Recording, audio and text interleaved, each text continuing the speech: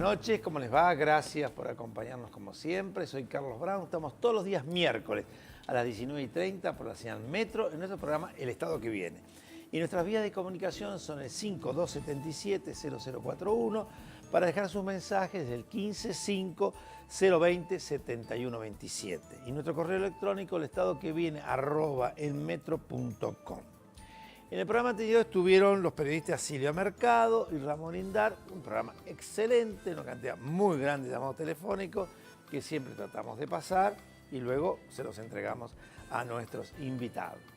Y hoy, bueno, yo primero un pequeñísimo análisis diciendo que hay decisiones desde el poder. Bueno, en este mismo instante están jurando los nuevos ministros y aparecen cuestiones interesantes para el análisis.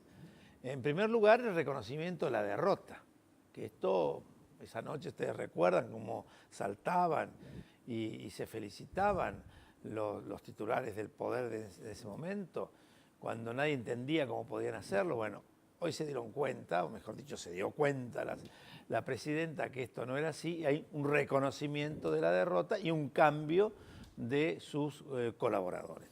En segundo lugar, ahora tenemos ministros que yo creo que van a poder actuar por su personalidad y por su característica. El jefe de gabinete, Capitanich, un hombre que viene con una expertise importante, fue jefe de gabinete en momentos muy difíciles con Eduardo Duhalde y viene de ser senador y gobernador de una provincia significativa. Por el otro lado, bueno, el hecho de un ministro de Economía que va a poder serlo. Kicillof creo que va a poder serlo, si después actúa bien o mal, lo veremos, pero no lo tiene más a Moreno, porque un ministro de Economía con Moreno no es ministro.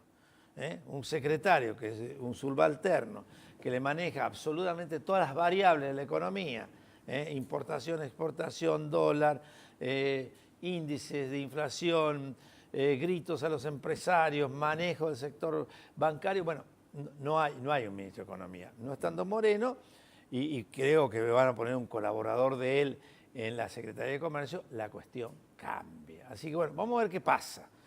Todos tenemos nuestras prevenciones porque siempre apostamos a que haya un cambio y después resulta que no solamente no lo hay, sino que hay una profundización de cosas absolutamente negativas. Pero lo veremos. En pocos días más nos vamos a estar dando cuenta. Bueno, hoy hemos invitado a Ceferino Reato, periodista, escritor, licenciado en Ciencias Políticas y que ha escrito una innumerable cantidad de libros muy importantes que han sido verdaderos bestsellers, como el caso de Operación Traviata, Operación Primicia y ahora su nuevo libro, Viva la Sangre. Así que ahora vienen los auspicios y después, hasta terminar el programa, Ceferino Reato analizando sus libros y la realidad política que estamos viviendo los argentinos.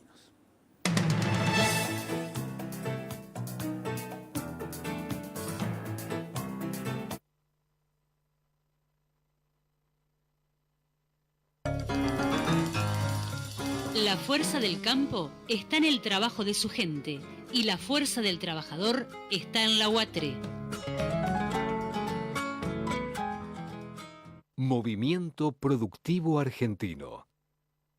Producir más, distribuir mejor. IPCBA, Instituto de Promoción de la Carne Vacuna Argentina. El trabajo diario de miles de argentinos, sumado a la inversión constante en tecnologías de punta, hacen de la producción y exportación de cereales y productos oleaginosos la mayor fuente genuina de divisas, contribuyendo significativamente al crecimiento de nuestro país.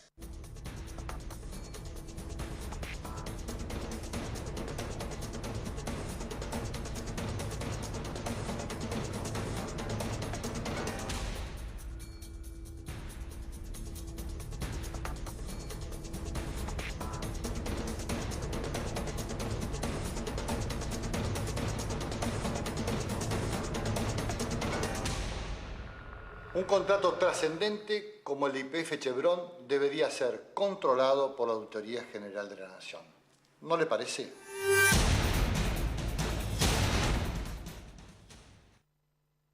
Había una vez un municipio que soñó con mejorar la calidad de vida de su gente y construyó casas de primera calidad que conforman 18 complejos habitacionales. Puso en funcionamiento un magnífico polideportivo y diseñó, desarrolló y edificó el nuevo Palacio Municipal y el Consejo Deliberante. Un municipio que soñó. Y juntos lo hicimos realidad.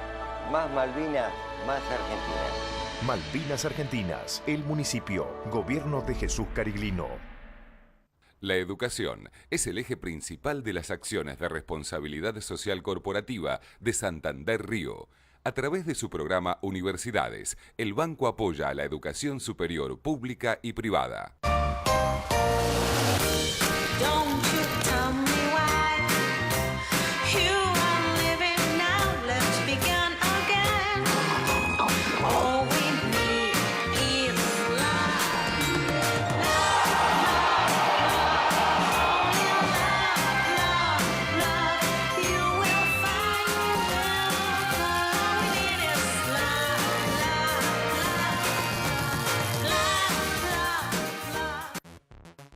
Vení a conocer los nuevos productos y tendencias en San Martín Innovación. Te esperamos el 15 y 16 de noviembre a partir de las 19 horas en el Parque Irigoyen, Avenida General Paz y 25 de Mayo. Para más información, ingresá a innovación.sanmartin.gov.ar. Vení y asombrate con toda tu familia. Entrada libre y gratuita. Municipalidad de San Martín. Auspicia este programa. LAN. El encanto de volar.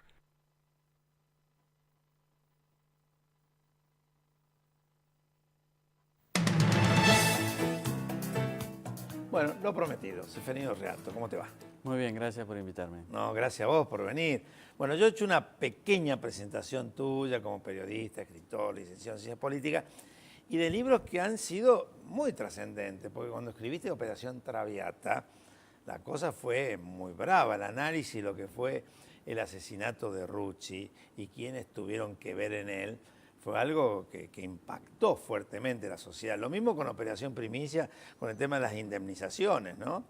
Y ahora Viva la Sangre, yo te contaba que ya lo he comprado, ¿eh? No me lo vas a tener que regalar porque yo ya lo compré, ¿eh? Y que hace todo un análisis de Córdoba, mi Córdoba natal. Yo te contaba que viví el cordobazo, un poco más atrás de lo que vos decís, pero contanos un poco estos libros y después hagamos un análisis de la cuestión actual, ¿eh? El cordobazo es muy importante porque fue una revuelta popular que marcó el nacimiento de un mito, en el buen sentido de la palabra, el mito de que Córdoba iba a ser la capital de la patria socialista, que es una famosa frase de Tosco, aquel legendario Agustín sindicalista Tosco, sí, señor, de Luz y Fuerza, que decía: vamos a hacer de Córdoba la capital de la patria socialista. Argentina será socialista, la capital estará en Córdoba.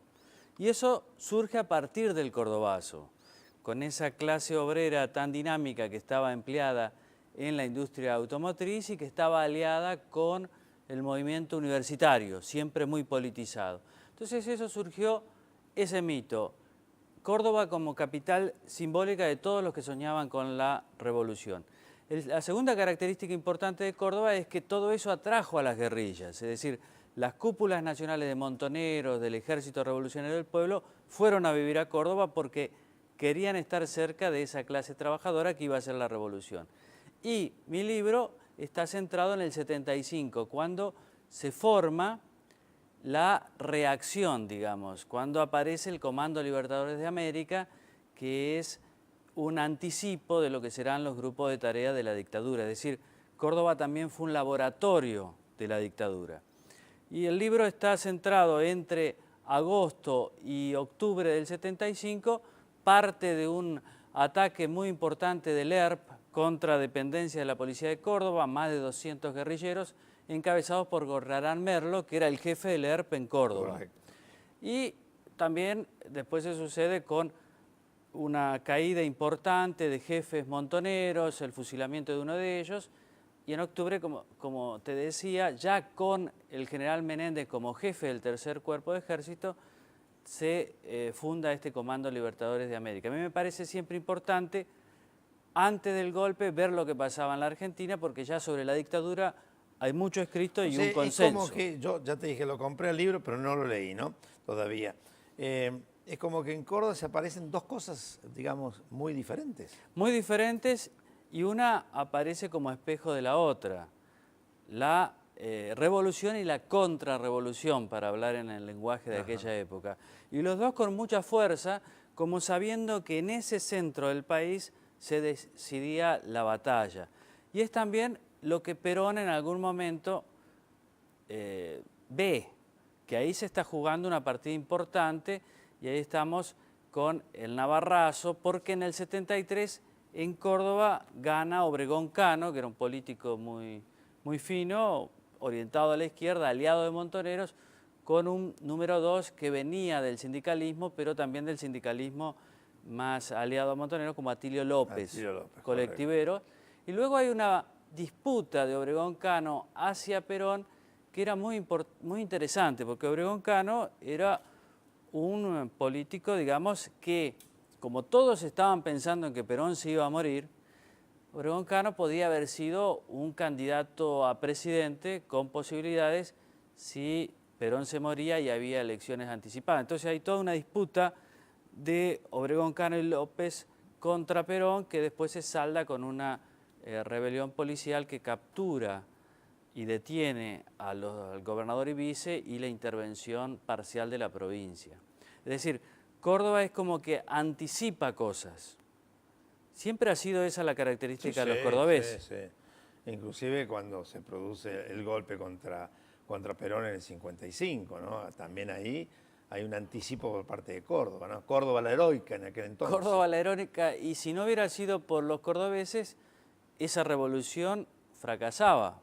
Así es. Porque es el general Lonardi el que arremete, digamos, toma la iniciativa, y la entre comillas, revolución libertadora tiene éxito. O antes la reforma universitaria de 1918. Es decir, Córdoba era como el meridiano político y marcaba lo que iba a venir, ¿no?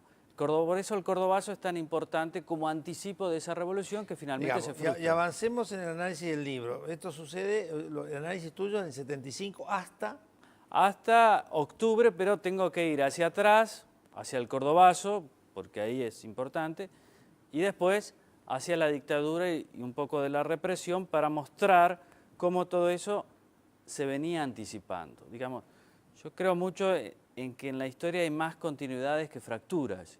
Es muy difícil entender la historia a partir solo de las fracturas. Digamos que hay continuidades, que los personajes van, vienen, que hay un contexto que explica, que hay fuerzas que se desatan, ¿no? Bueno, vos sabés que viniendo ahora a la actualidad, y seguramente en Córdoba te están escuchando muchos que saben estas cosas. Yo tengo varios parientes, una hermana mía y un cuñado que seguro que te están escuchando y analizando estas cosas. Pero vos decís, esto no es fractura, ¿no? O sea, hay continuidades que se van dando. ¿Esta continuidad en alguna medida está también hoy presente?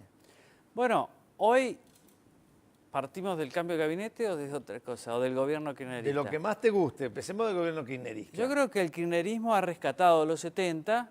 Ellos se proponen como los herederos de aquella juventud maravillosa, entre comillas, y herederos virtuosos que van a cumplir con los sueños que aquella juventud no pudo cumplir. Me parece que hay una cuestión generacional fuerte, pero también hay una recreación de la historia. Recreación de la historia en beneficio propio, en beneficio de las luchas del presente. Es una historia maleable, no es que el gobierno quiera descubrir la verdad histórica, sino que toma de la historia lo que le conviene y lo va adaptando. Es decir, se pelea con Clarín y aparece papel prensa, ¿no? Manipula un poco la historia. Manipula bastante, se pelea con Moyano y aparecen sus presuntas vinculaciones con la AAA. Es decir, ellos usan la historia y ellos se proponen como los buenos de la película, ¿no? No hablan de dos demonios, hablan claramente de un demonio y de ángeles. O sea, para mí son las dos teorías, dos demonios y un demonio y ángeles, son todas artificiales. Son teorías hechas para asentar decisiones políticas, ¿no? Entonces ellos dicen, nosotros representamos a aquellos jóvenes que en aquel momento tenían los mismos enemigos que nosotros, el campo, la oligarquía, las clases medias cuando no los votan, los medios de comunicación, el imperialismo norteamericano, y ahí estamos. Es una historia que se repite, solo cambian los protagonistas y las fechas, pero es la misma. Entonces ellos con los 70 lo han puesto en valor desde esa perspectiva. Yo creo que es una perspectiva que les viene bien, pero que es artificial. Creo que la verdad histórica es un poco más compleja. Entonces, vos citabas el libro Operación Traviata, que es la muerte de Rucci. Ese hecho los incomoda, porque resulta que los jóvenes no eran tan buenos, porque fueron capaces de seguir a Rucci durante meses, lo vieron en todas las situaciones humanas, con su mujer, con sus hijos. Y finalmente lo mataron. Y finalmente lo mataron, y lo mataron a sangre fría, digamos, fue una emboscada. Entonces por eso les molesta mucho ese libro, pero no debería molestarles el libro, sino la acción. Porque en política se puede equivocar, pero está la autocrítica, está el pedido de perdón, el arrepentimiento. No enojarse con un libro, porque en realidad lo único que hace este libro es describir algo que hicieron otros, que hicieron ellos. Es como que la historia se escribe, pero más o menos. Más o menos. Se usa según la historia. ellos, más o menos. Más o menos. Hay que poner acento en una parte y omitir otra. Peor aún, Operación Primicia, que es un ataque durante el gobierno de Isabelita en el 75, gobierno constitucional, y entonces el ejército montonero debuta con sus uniformes azules atacando un cuartel en Formosa. Ellos creían que los soldados, que eran todos pobres porque era un domingo a la tarde, no se habían podido ir de Franco, en fin, iban a rendirse porque iban a ver en ellos, en los montoneros, a sus defensores. Salvadores. Los salvadores de sus intereses, porque ellos iban a hacer una revolución supuestamente para que los pobres dejaran de ser pobres. Y sin embargo, los pobres los combaten y los vencen. Y hay un combate y mueren 24 jóvenes, 12 guerrilleros, 12 defensores del cuartel, entre ellos 10 soldados con cripto. En ese momento era obligatorio hacer el servicio militar, los colimbas. Entonces ese hecho también les molesta. Pero bueno, tiene también un correlato con el presente porque los guerrilleros, los parientes de los guerrilleros muertos fueron indemnizados, como si hubieran sido víctimas del terrorismo de Estado, cuando es claramente que no fueron víctimas. Fueron atacantes. Claro, entonces también esa manipulación de la historia llega al uso de los derechos humanos. Perdón, y la indemnización a los colimbas todavía está dando vuelta. Fue aprobada por el Senado, pero volvió a diputados porque hubo unas modificaciones. Todavía está dando vuelta. Ahora puede ser que el 27 de noviembre. Puede ser, el 27 a lo mejor nosotros los diputados lo aprobamos, pero da vuelta, inclusive hubo algunos problemas con Kunkel y con algunos otros vinculados con este tema, ¿no? Claro, porque eso está ligado a una negociación. O sea, los atacantes ya cobraron. Los atacantes ya cobraron. Ahora lo que deberían cobrar son los parientes de los soldados muertos, que son pobrísimos. Todos los padres murieron, porque los pobres viven menos. Hay algunas madres en situación que para un peronista como Kunkel debería ser motivo de llanto, si es que llora. Enfermos que no pueden atenderse. Yo fui a Formosa hace 10 días, entonces los vi de nuevo. Tienen ahora una expectativa de cobrar. Pero depende de una negociación política, porque está atado a otra ley, que es la ley que establece una pensión de por vida para los expresos políticos. En su mayoría, muchos... Donde Kunkel va a recibir una indemnización, ¿no? Una pensión, mejor dicho. La indemnización ya la recibieron en los 90, odiados 90 menemistas, cobraron una indemnización en función del número de días que estuvieron detenidos. Ahora van a cobrar una pensión de por vida de 6.000 pesos más o menos. Pero va a variar porque está atado a una categoría de los empleados públicos. Es más que el doble que la jubilación mínima. También eso en un momento provocó una disputa dentro de los expresos políticos, pero el dinero es el dinero. Yo creo que es un error de los expresos políticos, no deberían, porque eso les quita legitimidad. Y muchos no lo necesitan. Yo no creo que Kunkel necesite una pensión. No, yo creo que no, pero a ver, qué increíble, ¿no? Cómo se va atando todo, ¿no?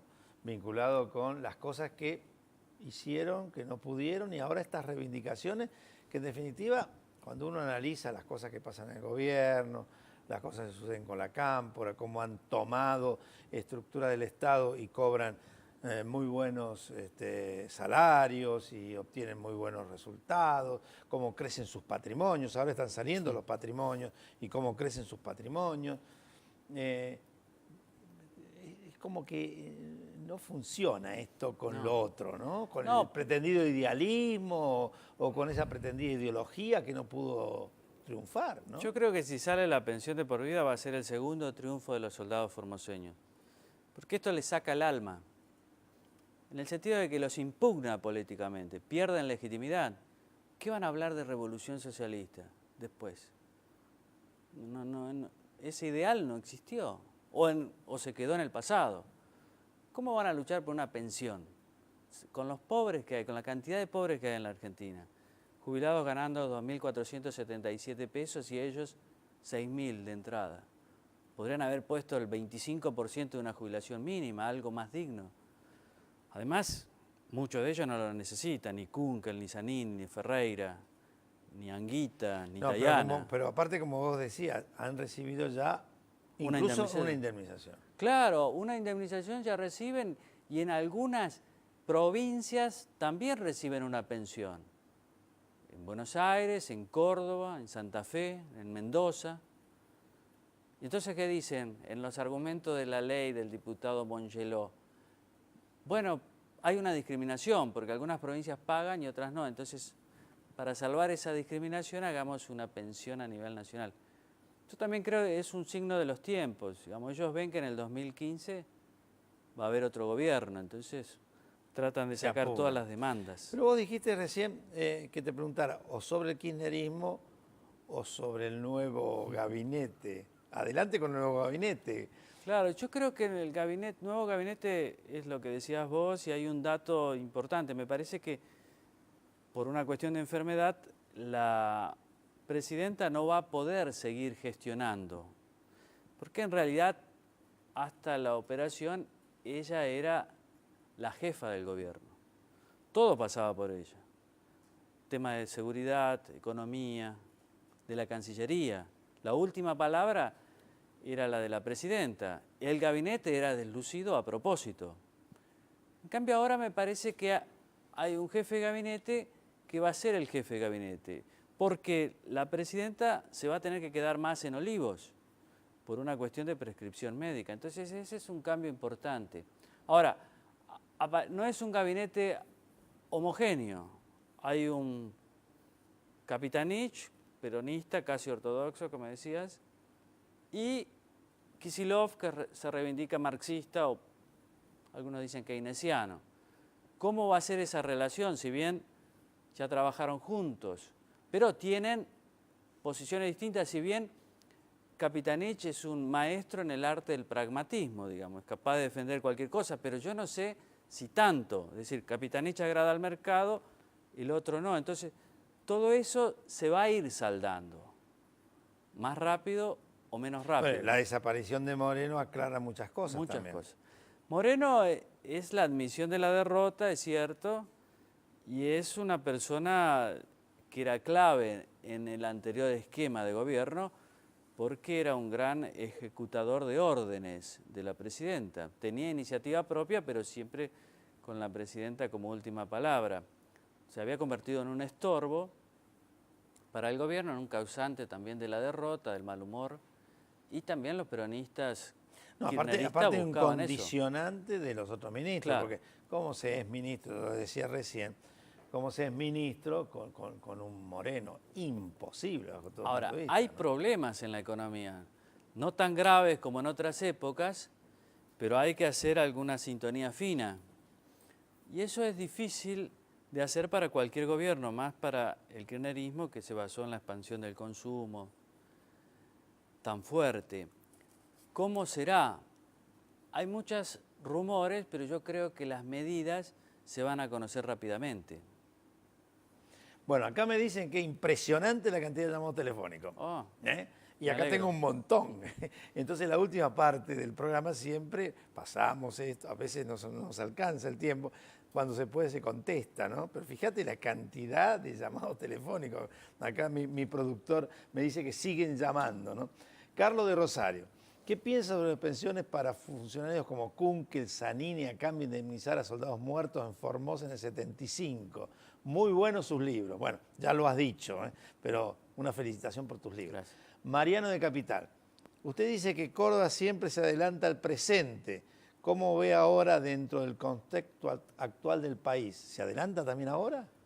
Bueno, creo que ha perdido el ritmo en los últimos años.